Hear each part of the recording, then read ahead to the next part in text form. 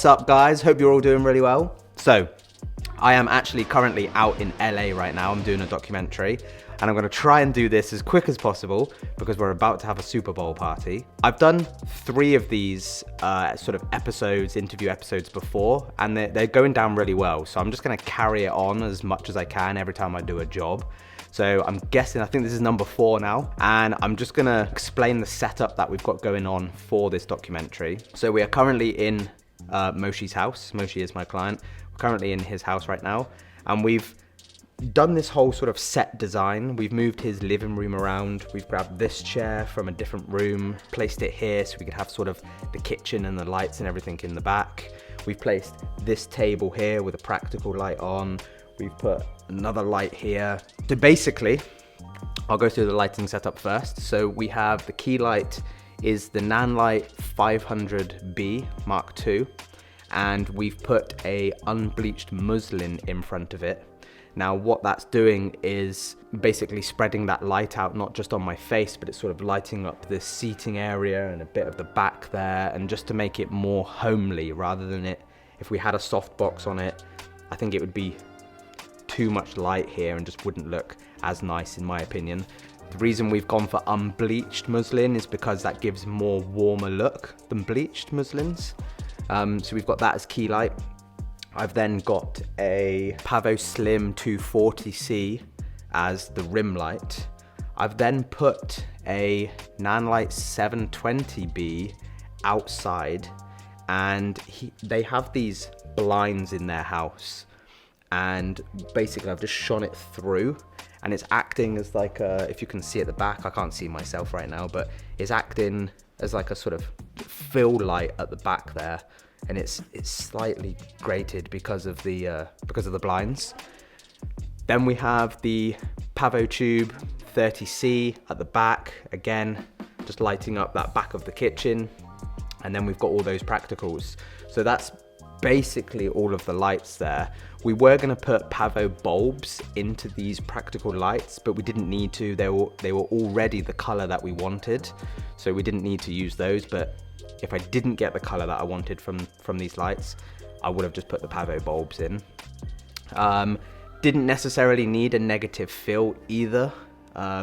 We had enough light from this unbleached muslin, and then I checked the false colors, and we had some nice contrast on the face. Moshi was actually sort of looking at Harry, who was sat right next to the camera, so he's sort of looking directly here. So we were filming into sort of the contrast side of the face, but we wanted him to be more central. Camera-wise, we have 2 FX6s. I have the A-Cam FX6 with a Dizio Kata zoom, 35 to 80 on. I'm then using the Atomos Shinobi 2 as my main monitor, and that allows me to check my false colors. I'm using the Hollyland Pyro S transmission system on the main camera, and then linked it to the Atomos Shogun 7-inch. So Harry, because Harry's the director for this, he can see what I've set up, and he can see what the A camera is basically seeing. We then have another FX6 as the B camera. We have the Kata zoom 70 to 135, and then just have an Atomos Ninja on top of there. We then had a lav mic, a Rode, the wireless pros on there. We had that attached to Moshi just for backup audio. Main audio was this, which is the Rode NTG 4 Plus. I don't know if you can actually see it in shot, but for us, I mean, even if you could, it doesn't matter. I think there was a point where you could actually see it, and it didn't matter at the time because we're doing everything as 235, so we're going to have those like cinematic bars on, and because of that, it actually allowed us to bring the mic closer to his mouth, so it just sounded a little bit nicer there. We also have the cameras on Manfrotto tripods. And one of the things I wanted to quickly just run through and talk about, whether this is some good information for you or not. So because we've come from England and we're over in LA right now, we basically had to do a massive list of all the equipment that we were bringing over, which is called a carnet.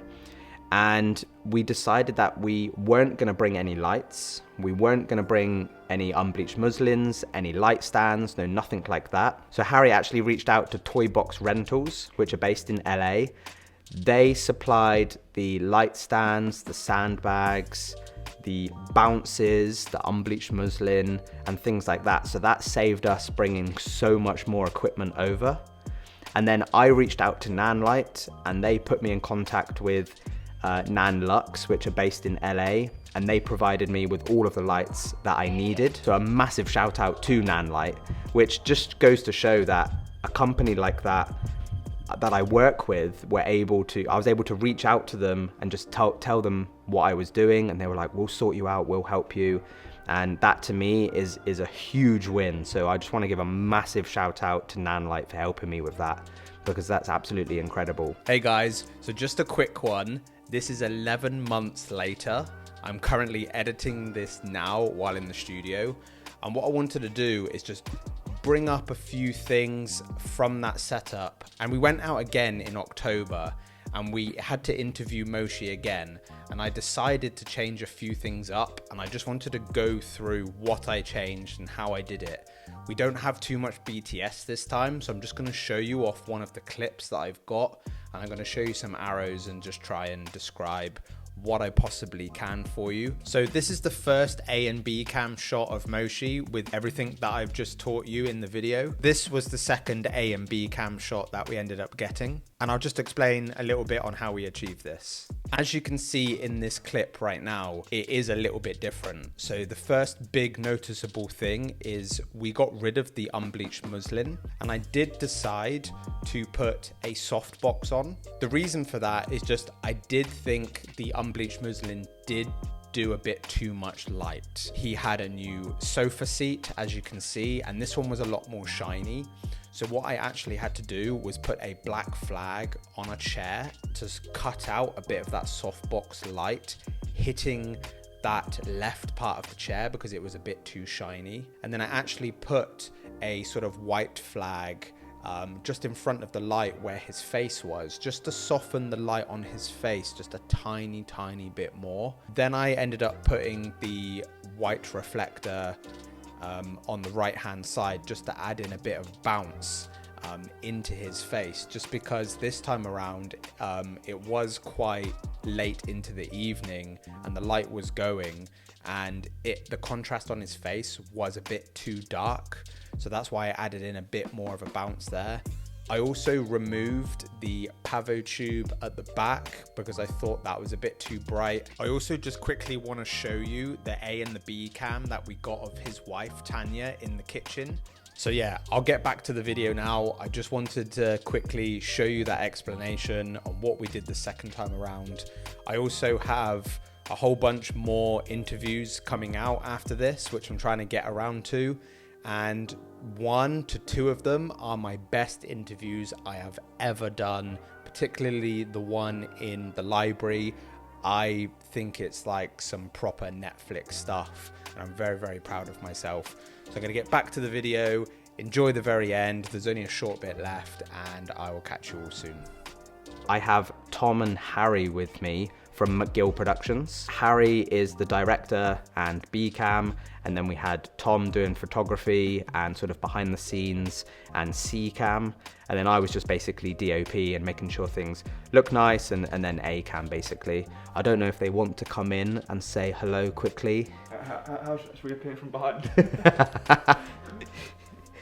You can come up whenever you want. Oh, right. I don't know where they are right now. Oh, I wonder where Tom and Harry are. They're behind you. They're behind you.